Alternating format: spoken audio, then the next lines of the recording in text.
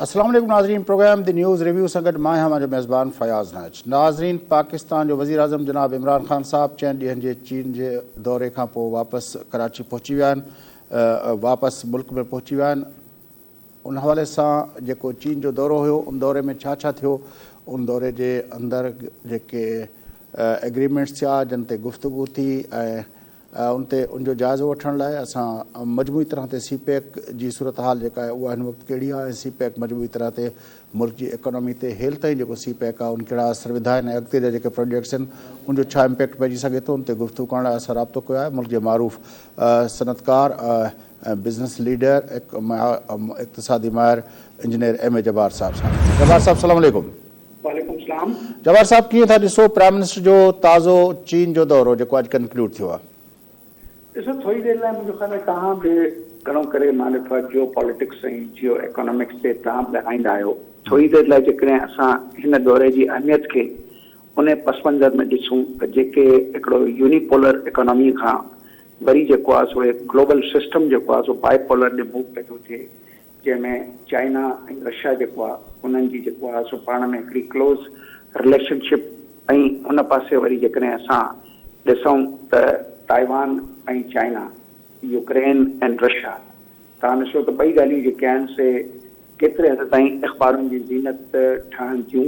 Taiwan वारो मामिलो कॾहिं ठहंदो, हांगकांग वारो मामिलो कॾहिं ठहंदो, त इहे सभु ॻाल्हियूं ऐं नाटो फोर्सिस जेके आहिनि से उन्हनि खे रशियन्स परे रखण लाइ इन क़िस्म जी जेका हेल्थ ऐं हिकिड़ी थ्रेट बीठी आहे। मुंहिंजो ख़्यालु आहे इन्हनि सभिनी ॻाल्हियुनि खां अलावा जेका अफ़गानिस्तान खां जेको रस्तो निकिरे पीसफुल, जंहिंमें CIS कज़ाकिस्तान ऐं उहे पासा जिन में रशियन जो इन्फ्लुएंस अञा बि मौजूदु आहे, उते चाइनीज़ खे कहिड़े तरीक़े सां एक्सेस मिले, कीअं हिकिड़ी इक़्तिसादी वंड थिए हिननि वॾनि मुल्कनि जे विच में।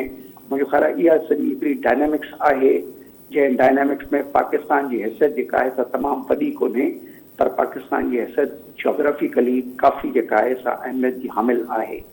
मुंहिंजे पंहिंजे ख़्याल में कि हिन वक़्तु जेको आहे सो पाकिस्तान कहिड़े पासे कहिड़े ब्लॉक जो हिसो ठहंदो ऐं कीअं थींदो, शायदि उन खे सेंस करण लाइ इन दौरे जी अहमियत खां मुंहिंजो ख़्यालु आहे इनकार नथो करे सघे, छाकाणि त फॉरेन मिनिस्टर बि वियो हो ऐं फॉरेन मिनिस्टर ई अची सॼी ब्रीफिंगूं ॾिनियूं आहिनि। तव्हां ॾिठो हूंदो इक़्तिसादियात जे हवाले सां कोई इक़्तिसादी लाइन मिनिस्टरनि का ॻाल्हि ॿोल न कई आहे, पर फॉरेन मिनिस्ट्री कई आहे। CPEC अथॉरिटीअ जो जेको चेयरमैन आहे ख़ालिद मंसूर, उन बि का बि अहिड़ी ॻाल्हि न कई आहे, जॾहिं त इक़्तिसादियात जे हवाले सां सभ खां पहिरियों वॾो एजेंडा इहो हो त IPPs जीअं हिन मुल्क जी तबाहकारी, हिन मुल्क जो सॼो हिकिड़ो energy non affordability higher cost में जेको कन्वर्ट थियो आहे, जंहिंजे करे इकोनॉमी वीक पइजी थिए, कम्पिटिटिव कॉस्ट जेका आहे असां इंडस्ट्री में एब्सॉर्ब नथी थिए। माण्हुनि जे लाइ अॼु हफ़ीज़ पाशा इहा ॻाल्हि कई त 22% इन्फ्लेशन में हिसो आहे एनर्जी कॉस्ट जो वधजणु। एम्पेरिकली कीअं इहा मेजर थींदी इन्फ्लेशन वग़ैरह, उन ते अञा बि हुन काफ़ी जेके आहिनि से हिकिड़ा अंदेशा ॾेखारिया आहिनि त शायदि स्टेट बैंक बि सही तरीक़े सां इन्फ्लेशन मेजर न वेठी करे।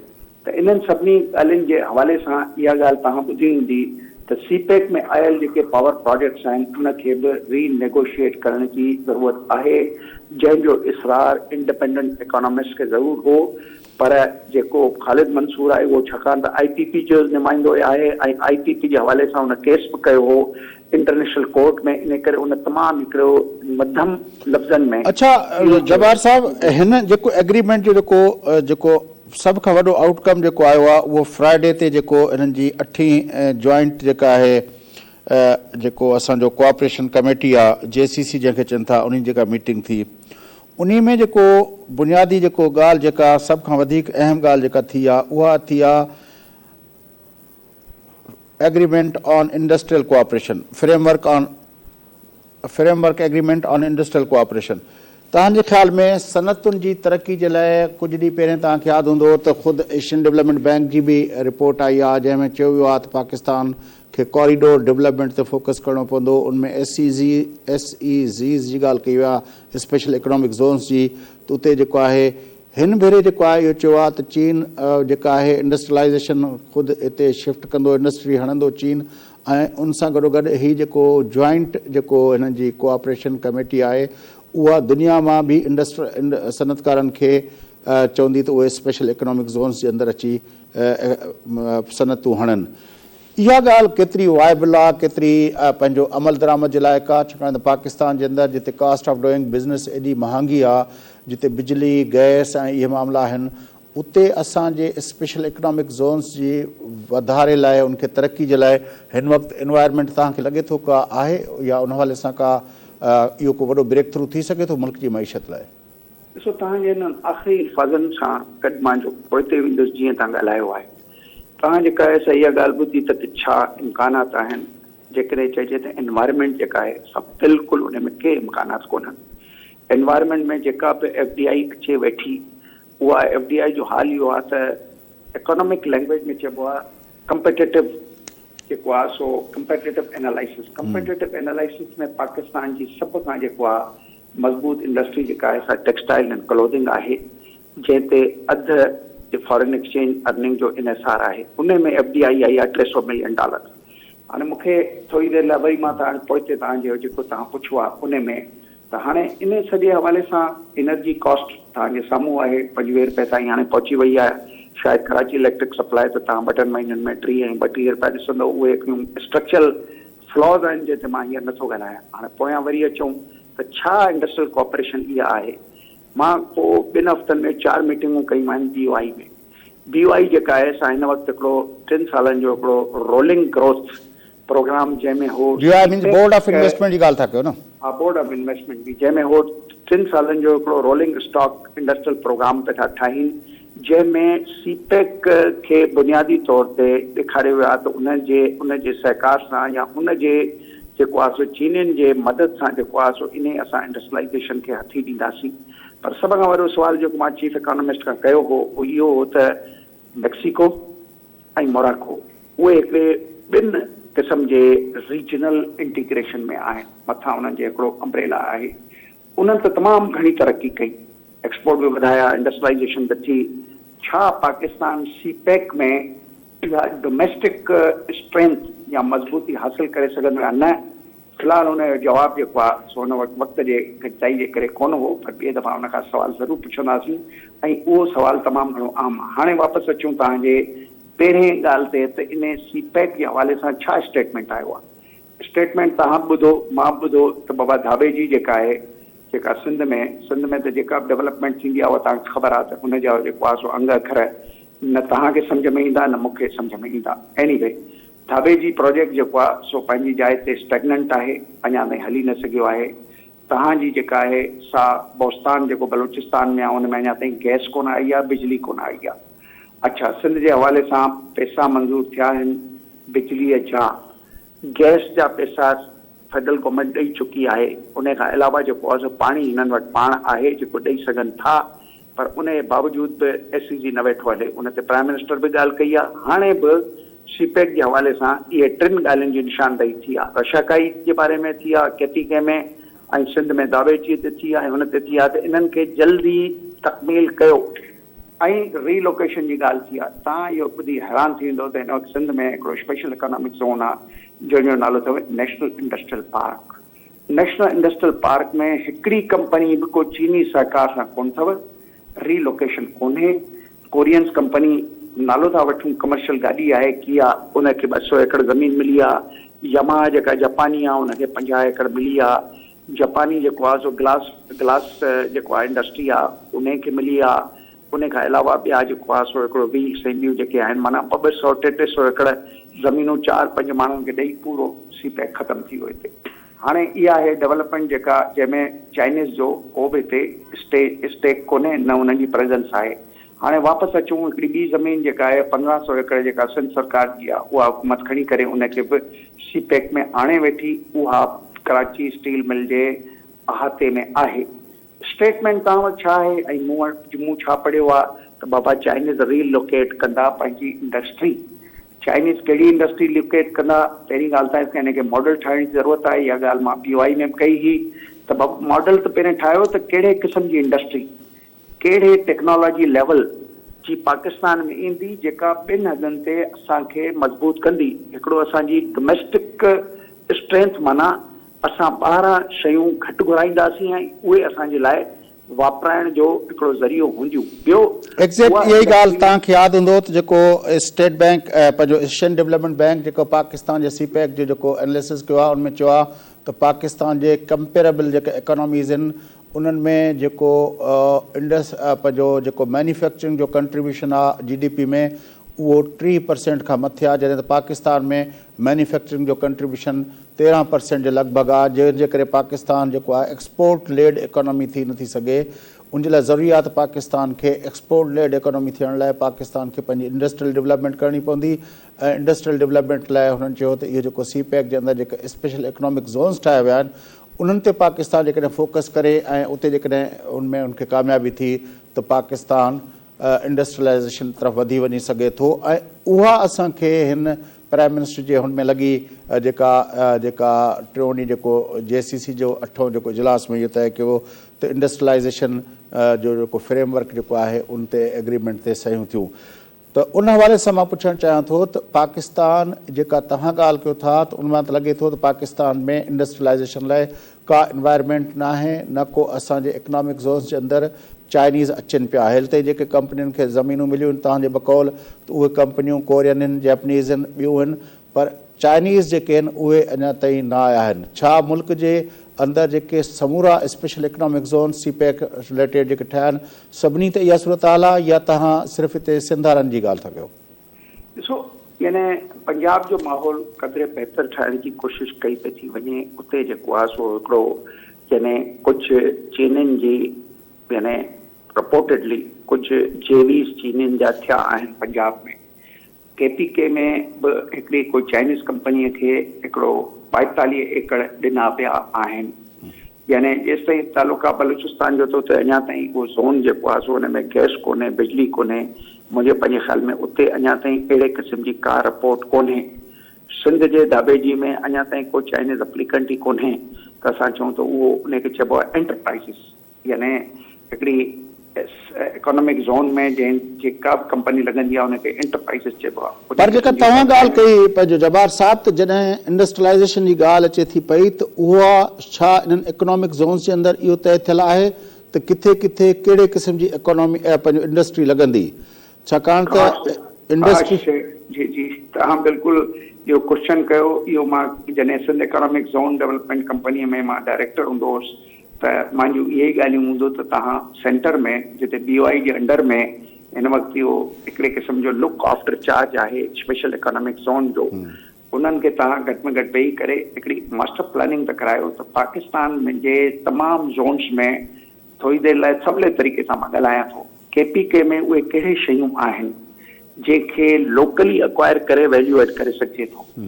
उते कहिड़ियूं अहिड़ियूं शयूं आहिनि स्पेसिफिक जंहिंजी ज़रूरत आहे, जंहिंजे लाइ कुझु रॉ मटीरियल घुराए उन ज़रूरतुनि खे उते ई पूरो कजे त जीअं लॉजिस्टिक्स कॉस्ट बचनि ऐं उतां जूं ज़रूरतूं उते पूरो थियनि। KPK में उहे कहिड़े शयूं आहिनि जेके ट्रेडेबल, जंहिंजो वर्ड हूंदो आहे ट्रेडेबल इकोनॉमिक्स में, माना एक्सपोर्टेबल गुड्स ठाहिण जी हुजे। पंजाब में बि इन क़िस्म जी जेका आहे सा हिकिड़ी स्टडी हुअणु खपे, सिंध में बि हुअणु खपे। अहिड़े तरीक़े सां इंडस्ट्रियल डेवलपमेंट जो ढांचो असांजे साम्हूं ईंदो त कहिड़े हंधि घटि में घटि जेको आहे सो पैसनि सां या कैपिटल कॉस्ट सां जेके आहिनि से शयूं ठहंदियूं जेके लोकल कंजम्पशन जो हिसो हूंदियूं त जीअं इन्फ्लेशन बि कंट्रोल में रहे। थोरी देरि लाइ के सिंध में का शइ आहे उहा वैल्यू एड थिए थी ऐं सिंध में ई वापराइजे थी, न कि उहा पंजाब मां अचे थी। इहो कॉन्सेप्ट हूंदो आहे हिकिड़ो प्रॉस्पेरिटी जो, हिकिड़े आम माण्हूअ ते आणण जो, जंहिंजे ज़रिए उन्हनि 30 करोड़ माण्हू जेके पॉवर्टी मां कढिया आहिनि चाइनीज़, उन जो तरीक़ेकार बि इहो ई हो। हिते इन क़िस्म जी का मॉडलिंग कोन्हे। ॿियो फयाज़ 4 ॻाल्हियूं हूंदियूं आहिनि पाकिस्तान में, उहो मौजूद ई कोन्हनि इंडस्ट्रियल एनवायरमेंट लाइ। मां तव्हांखे नंबर 1 ॿुधायां टैक्सेशन। टैक्सेशन ते रुॻो आहिनि झगड़ा, नंढनि ताजरनि जा, दरमियाने ताजरनि जा। टैक्सेशन अञा ताईं सेटल कोन पई थी थिए त आख़िर टैक्सेशन जो तरीक़ेकार छा हूंदो त हर माण्हू पंहिंजी क़ाबिले आमदनी ते टैक्स ॾींदो ऐं हर माण्हू जेको आहे सो वापराईंदड़ शयुनि खे विकिणण लाइ टैक्स ॾींदो। इते वॾा तज़ादात आहिनि हींअर बि। उन खां पोइ जेकॾहिं असां वापसि अचूं एनर्जी, गैस एनर्जी, जंहिं हुकूमत खे इहा ख़बर कोन्हे त जेको आहे सो कंटीजेंसी प्लान छा थींदो आहे, जो घरनि में ताईं गैस कोन पई थी अचे, त मूंखे इहो ॿुधायो त उन खां पोइ जेकॾहिं RLN जी ऐं मुक़ामी गैस ते केॾा झगड़ा आहिनि। चीफ मिनिस्टर साहब त रुगो बयान ॾेई चुप करे वेही थो रहे न त हा बाबा इहा जेका गैस आहे इहा असांजी आहे, 158 आर्टिकल इहो थो चए, 172 इहो थो चए, पर प्रैक्टिकली छा थियो आहे हेल ताईं? छा इन ॻाल्हि जी का एडमिशन थी आहे? दुनिया में जॾहिं बि जेके बि इशूज़ हूंदा आहिनि उन्हनि जा जॾहिं मुसारती तौर ते उहे सेटल थींदा आहिनि त उहे मुल्क हलंदा आहिनि। हिते त अञा ताईं असां जेको आहे सो इन्हनि ॻाल्हियुनि में आहियूं त बाबा 158 जी इम्प्लीमेंटेशन छो न को कोर्ट पे थो ऑर्डर करे, उन खां पोइ वरी RLNG जे हवाले सां असां अचूं त RLNG जेका आहे सा तव्हां अंदाज़ो लॻायो त हिते हिकिड़ो शॉपिंग कॉस्ट जेका आहे उहा छा आहे? छा असां गैस जेका असांजी पंहिंजी आहे, टैक्सेशन हिकु थी वियो ऐं ॿियो एनर्जी थी वियो, एनर्जी जा इशूज़ थिया, ॿियो इंफ्रास्ट्रक्चर ॾिसो, इंफ्रास्ट्रक्चर पाकिस्तान में तमामु कमज़ोर आहे। थोरी देरि लाइ हलो मां चेयरमैन रहियो आहियां साइट एसोसिएशन जो, हलो तव्हांखे ॾेखारियां मोहन जे दाड़े वारा शर्मसार थींदा हुनखे ॾिसी करे। तव्हां हलो इंडस्ट्रियल स्टेट्स में हलो, तव्हां कराची जो मेगा शहर आहे, तव्हां हलो हली मेगा शहर खे ॾिसो त सही त इन मेगा शहर जी छा हालत आहे। छा हिन मेगा शहर में को ट्रांसपोर्टेशन जो को निज़ाम आहे? छा हिन मेगा शहर में जेको आहे सो मज़दूर जेको आहे सो राति जो 12 खां पोइ वही टायर ॿारण जे बजाए आराम सां निंड करे त सुबुह जो किथे मज़दूरी करे? छा हिते एम्प्लॉयमेंट जी एक्सप्लोजन आहे? हिते त स्ट्रीट क्राइम वधंदड़ जे पोयां जेकॾहिं मूंखां पुछो त साइंस ऑफ सोशल साइंसिस त इहो थी चए त इहे सभु बेरोज़गारी जूं अलामतूं आहिनि। तव्हांजे इन सॼे सूरत हाल में जेको आहे सो मूंखे इहो ॿुधायो त जेकॾहिं इकोनॉमिक स्टेबिलिटी 3 शयूं हूंदियूं आहिनि, नेशनल न पहिरियों जेको तव्हां 4 शयूं चयूं, टैक्सेशन, एनर्जी, इंफ्रास्ट्रक्चर, चौथी शइ कहिड़ी थी? ॾिसो चौथी शइ आहे तव्हांजी पॉलिटिकल हिकिड़ी स्टेबिलिटी ऐं प्रिडिक्टेबिलिटी ऐं सर्टेनिटी। हाणे प्रिडिक्टेबिलिटी सर्टेनिटी खे पहिरें त आणियूं। पाकिस्तान में बजट खां पोइ सॼो साल बजट हलंदो अथव। हर ECC जी मीटिंग, कैबिनेट जे मीटिंग में 4-5 एजेंडा उहे हूंदा आहिनि जेके अफेक्ट कंदा आहिनि बिज़नेस खे। अनप्रिडिक्टेबल क़िस्म जो बिज़नेस आहे। हिते FDR खे पावर्स मिलियल आहिनि त उहे हर कंहिं शइ खे नोटिफाई करे सघनि था, चेंज करे सघनि था, SRO सॼो साल जारी करे सघनि था। तव्हांजी इकोनॉमिक अनसर्टेनिटी जा जेके रूल्स आहिनि उन्हनि जे बारे में एॾा त इख़्तियारात हिननि खे ॾिना आहिनि त पहिरें चवंदा सिर्फ़ु पार्लियामेंट में इहे चेंजिस ईंदियूं, हाणे त रोज़ाना इहे चेंजिस पिया थियूं अचनि। तव्हां रोज़ाना अख़बारूं पढ़ो, तव्हांखे चओ त व्हाट्सअप ग्रुप में शामिल कयां। पर तव्हांजे सॼी ॻाल्हि खे जेकॾहिं पंहिंजो जेको मां सम्झां थो त तव्हां सम्झो था त जेको इंडस्ट्रियलाइज़ेशन जे बारे में ही जेको गुफ़्तगू थी आहे, जेको एग्रीमेंट थियो आहे इंडस्ट्रियलाइज़ेशन जे बारे में, उन ते तव्हांखे हिते का अहिड़ी इन्वायरमेंट नज़र न पई अचे जंहिं में तव्हांखे नज़र अचे त पाकिस्तान में का इंडस्ट्रियलाइज़ेशन थी सघे थी? ईअं मुंहिंजो ख़्यालु आहे जेकॾहिं असां इन खे अहिड़े तरीक़े सां कंक्लूड कयूं त असां 3 ॻाल्हियूं पिया था कयूं। हिकिड़ो था कयूं कॉस्ट ऑफ डूइंग बिज़नेस, हिकिड़ो असां कंदा आहियूं ईज़ ऑफ डूइंग बिज़नेस, ऐं हिकिड़ो कंदा आहियूं SDGs जेके यूनाइटेड नेशंस जा आहिनि। चौथी ॻाल्हि CPEC। हाणे मूंखे इहो ॿुधायो त जेकॾहिं तव्हांजा ease of doing business, cost of doing business में पाण में एॾी मुफ़ाहमत थिए, पाण में एॾी